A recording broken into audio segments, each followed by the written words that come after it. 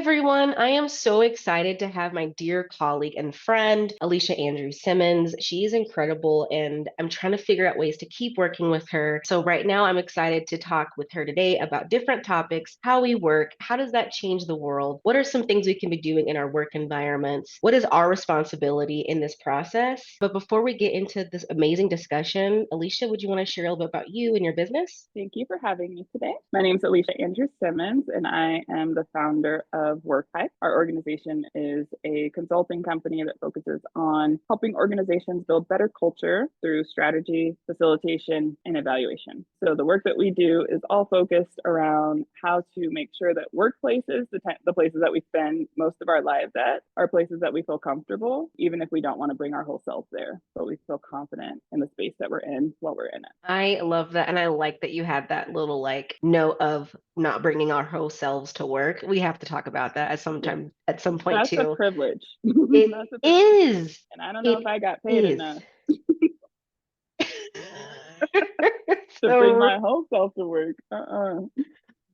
listen, we're going to talk about that. I don't know about today, but that is such a great topic in of itself. Just a little bit ago, we were talking about changing the way we work and how that changes the world. And so I wanted you to kind of share more about that and why does that resonate so much with you and the work that you do? Yeah, so I am a junkie for science and space, which is kind of an interesting hobby to have. My kids also share the hobby with me, so it gives me a reason to indulge a little bit more. What I've learned is that in a very long time from now, when we're all gone, the Earth is going to drift away from the sun and it's going to become an ice ball. And we as humans get to leave energy behind because energy can't be destroyed or created, it's transferred, right? So we are leaving behind our energy. We leave those in every space that we go to, including our workplaces.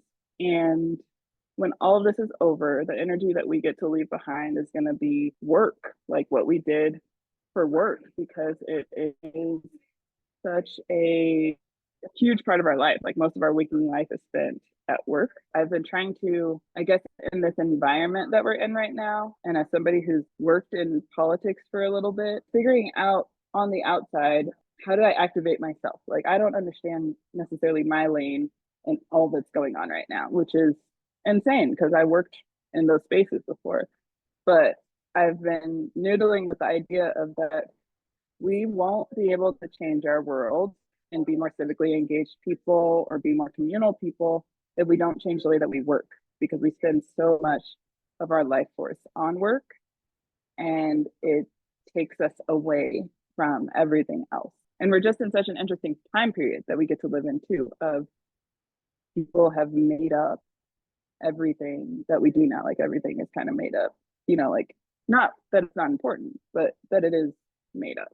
And so we get to make up work now because we have our basic needs met for the most part, most of us. And it's important to recognize that if we are able to have the control and the agency to make it up, that we also have to make it balanced so that we can participate in the parts of life that bring us joy, and that's unity, and that is being able to have your voice heard, and that is being able to speak up when you see something that's wrong happening. And in order for us to have that opportunity to do it, I mean, like, whether you are a homeowner or a renter, the spaces where you get to speak up happen during work time. And unless you have the privilege to participate, you don't get your voice heard.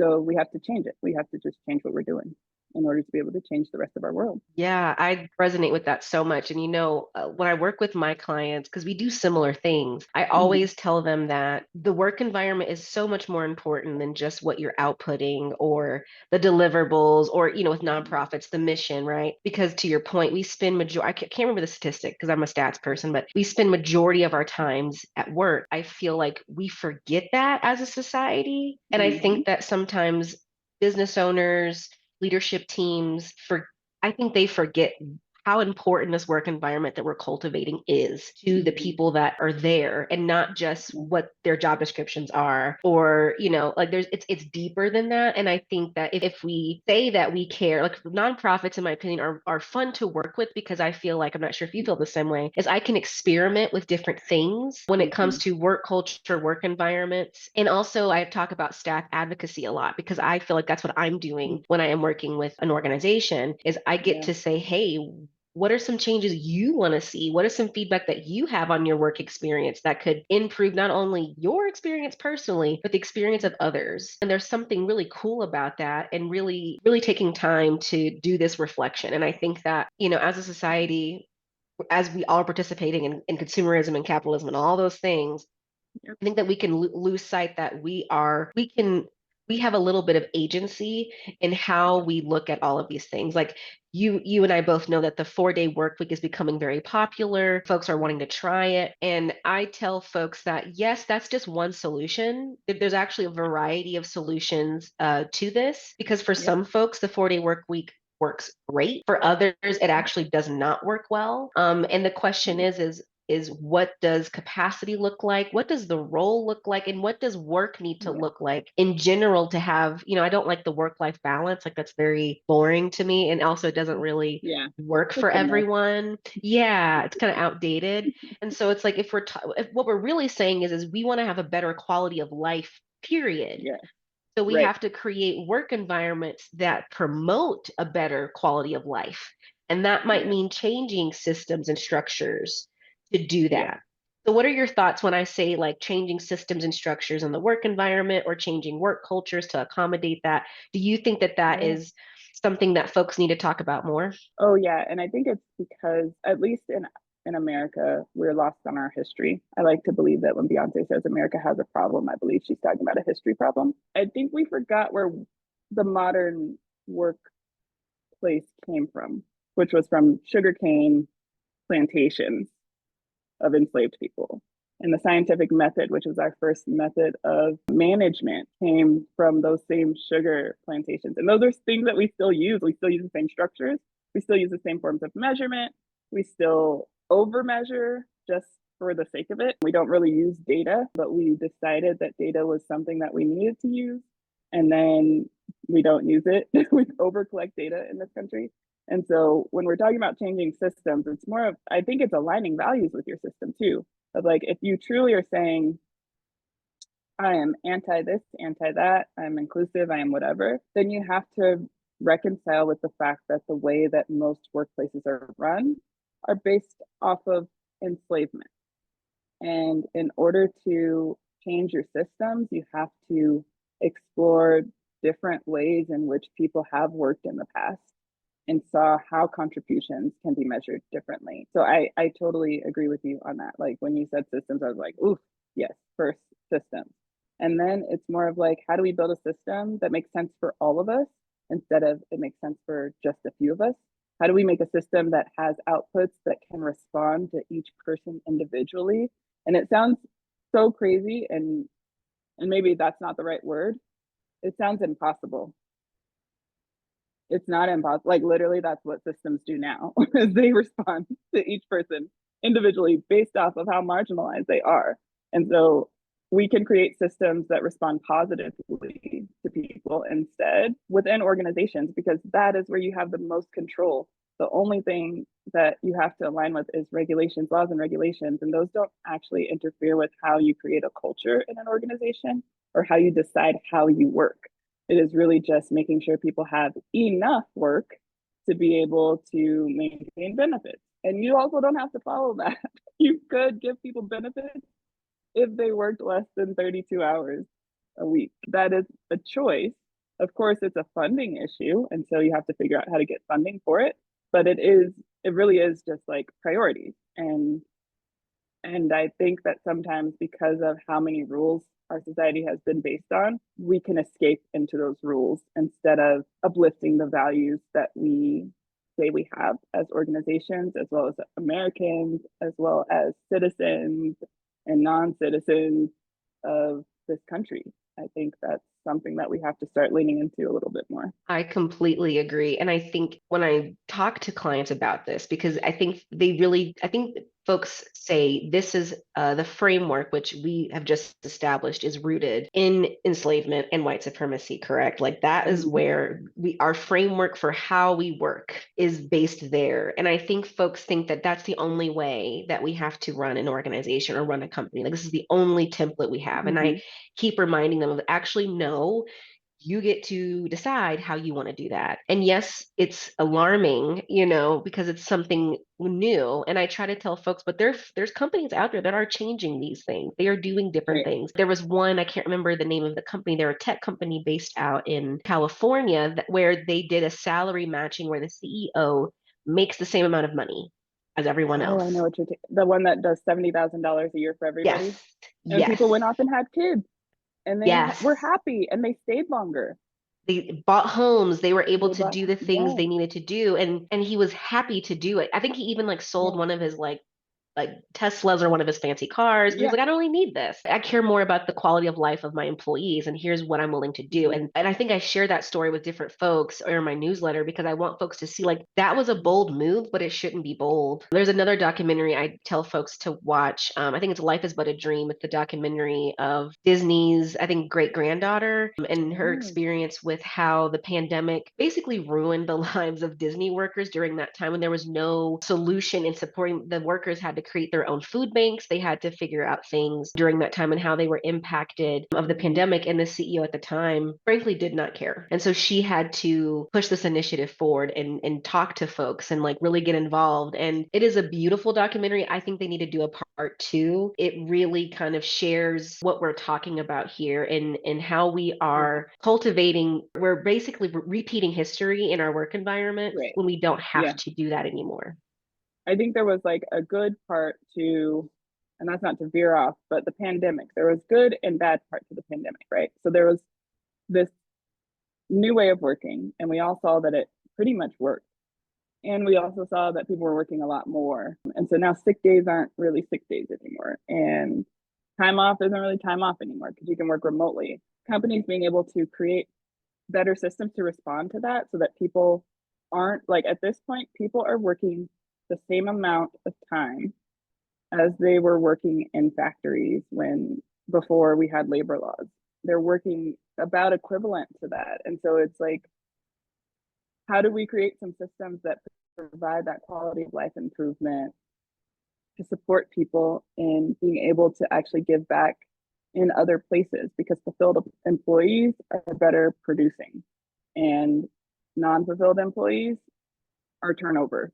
And that's when you spend more money as a company. And if the goal is to make as much money as possible, which is a different conversation for a different day, then you're sabotaging yourself by allowing these boundaries to get crossed and people not being able to have the opportunities to have a say in their workplace or in the work that they're doing. It's a broad conversation, but it starts with small stuff like people working from home. If you have people in the office 5 days a week, then don't allow them to work from home. If that is what y'all are doing, if you're saying you've got to be here 5 days a week, we're returning to work, then their laptops shouldn't go with them. It shouldn't. Like you just have to say, we don't take laptops home here. It's not disciplinary, it's not military. It's literally just allowing people the opportunity to disconnect. We don't put our emails on our cell phones. We don't respond to emails after a certain amount of time. If you are not in a life-saving profession, there is nothing that is emergent. So it's like, it is those small things that build to better opportunities. And as folks start digging into those smaller things and seeing like, oh, this worked over here, I could duplicate that over here with another problem that I have, instead of just assuming, oh, I can't change the whole system, so I can do nothing. It can start with those smaller things. I just encourage people to explore those smaller things if you're not interested in the systemic conversation. Yeah, I love that you shared those examples because that is so true. I think folks can really feel defeated before even having that Hmm. conversation or doing some reflection on what Yeah. those small actions that lead to bigger changes down the road. I have some clients that do the hybrid work environment, and I Hmm. had this candid conversation around like they're in the office, I think 2 to 3 times a week, but they Hmm. find themselves in meetings the entire time. And so I said, well, maybe you look at what is the purpose of having time in the office together and how can you structure that time accordingly? Does it make sense Right. to have all these meetings in person, or are you wanting to build more time and getting to know each other in collaboration? And you have to figure out how to build that in and using that Right. wisely when folks are in the office. Maybe you try to have as many Hmm. meetings line with each other and then you do some things together that's more collaborative with one another and what can that look like, or if folks do, because there's depending on their role, they may just have a very meeting heavy job, maybe there's Hmm. some nonverbal cues of, hey, come in and talk to me, right? Maybe you Right. leave your office door open, or we come Yeah. up with different things that we could be doing. And so it was a great conversation to have, and Yeah. I wanted to remind them like it's these things that support the work Right. culture that you're trying to align with your values. It's not Right. policies. People get really stuck Yeah. into like we have to have all these policies, and like that's beautiful. But Yeah. really, it's what are the actions that you are wanting to promote that align with the work culture you're wanting to have? Yeah. And don't get me started on policies. Most places don't enforce them. Like, so useless. They're just there to, they really are. They They're are. just there to protect the organization, right? But if you, even if you have it, even if that's your view, like these are here to protect the organization. If you don't enforce them every single time, they still don't hold up in court. So why don't you Yep. make policies that align with your values and align with the law Yep. at the same time? Like those two aren't in conflict with each other. If they're just No. saying, oh, if someone works 40 hours a week, they are entitled to these things, then yeah, do that. And if you can go further, you should. You should say, Yes. you're also entitled to this and you're also entitled to that because these people are giving you their lives. Like they're giving you their lives. So allow them to enjoy it a little bit. Like I Yes. think if you go to work and you don't laugh all day, that is a very strange experience. That's a weird place. That's a weird environment, honestly. And so Yeah. I think there's an importance to having the work done and also having that community that you're building and also having the opportunity to experience joy and having the opportunity to play so that you can continue to grow as a person. And a lot of times, organizations, and actually, we were talking about this a little bit earlier. I work with a lot of cultural institutions where there's not career pathways. And so, if people have creativity within their role, though, they don't desire a career pathway.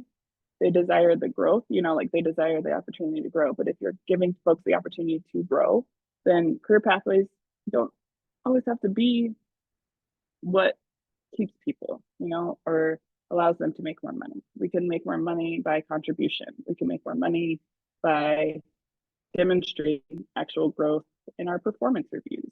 We can make more money in all these different ways. So it's like being open to new ideas around this kind of stuff because we built our environment off of enslavement. And remember, you have to remember that. Like I'll keep coming back to it, but you do have to remember that the conditions that we built these environments off of, the ideas and the biases that we hold, are based off the idea that we think people should be working, whether they want to or not, whether they consent to it or not, and they should be working as much as possible, regardless of what I'm paying them. And that's just not how. Uh, that's that's not even a transactional relationship. Nope. That is just a it's a subordinate, and it's a power dynamic. That is us Hmm. exercising power dynamics in places where we don't need to be exercising power dynamics. I don't know if there's an argument for when you should exercise power dynamics. That might also be a different conversation, but it is just an opportunity to cosplay as a authoritarian, and I don't think that we need to. I don't think that's the environments that we should be creating if we want better worlds to live in.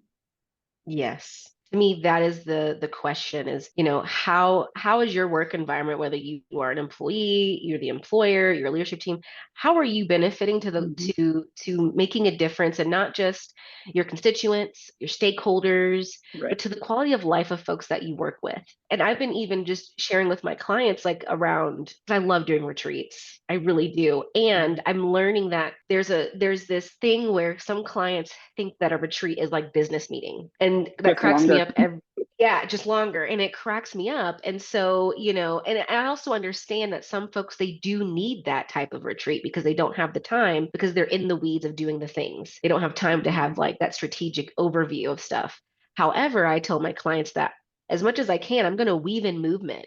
I'm going to weave in grounding. I'm going to weave these things in, some Yeah. gratitude, because we don't Yeah. really share what we're grateful for, and not just for each other, but just in general gratitude. Mm. And so, and they always kind of chuckle because I'm like, these things are important to a work environment. And I always tell them, I want teams to be able to play together because they'll work Mhm. even better together when it comes to conflict, right? Like I always tell them, I was Yeah. like, if I can, like my friends, I love playing, and it makes Hmm. conflict so much easier. The fact we have that kind of rapport with one another. And I think it's the same thing in our work environments. And I tell them, you don't have to work hard to play hard. You could play hard and work okay. Like work can Exactly. be there. Yeah. That's fine. Yes.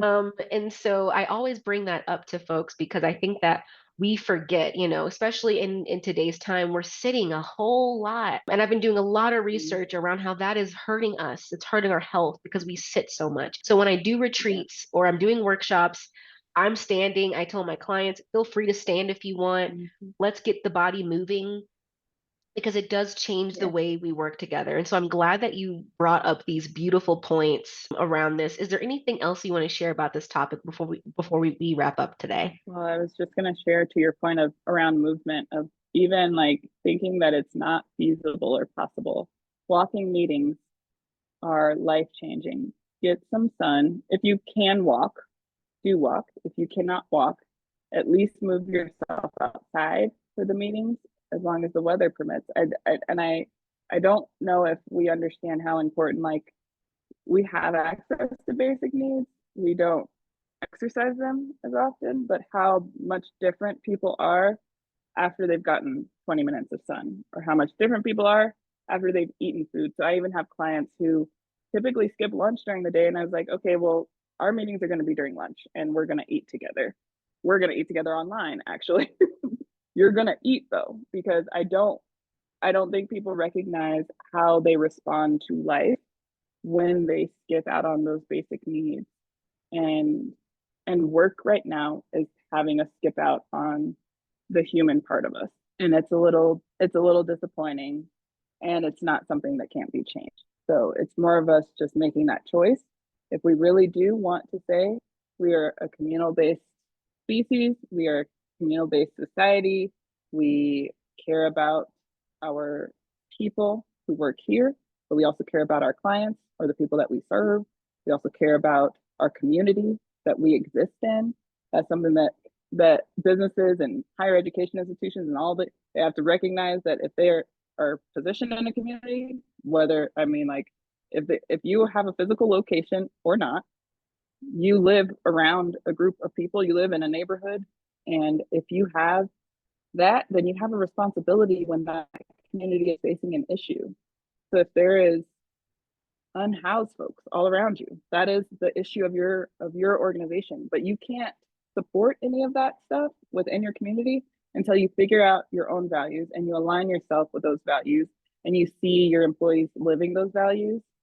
And once you all have that figured out internally, then you can start looking at your civic responsibility as organizations and as institutions, and you're able to give back and you're able to change the world.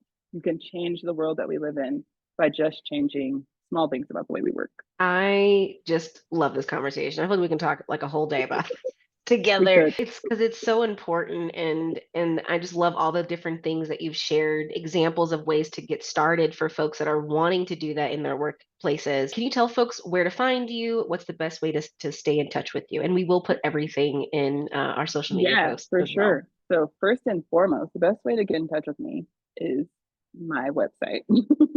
And that is www.workhypelife.com. My company's name is Workhype. My website name is Workhype Life because I think work, hype, and life go together. Or you can catch me on LinkedIn. I do post on there. I have other social media. They do not. I don't post on them. You can find me at Alisha Andrews-Simmons on LinkedIn. I also have a page on LinkedIn for Workhype at Workhype. I think it's at Workhype, but I should probably check that before I. In any No case, worries. my website. Just reach out to me through my website. Send me an email.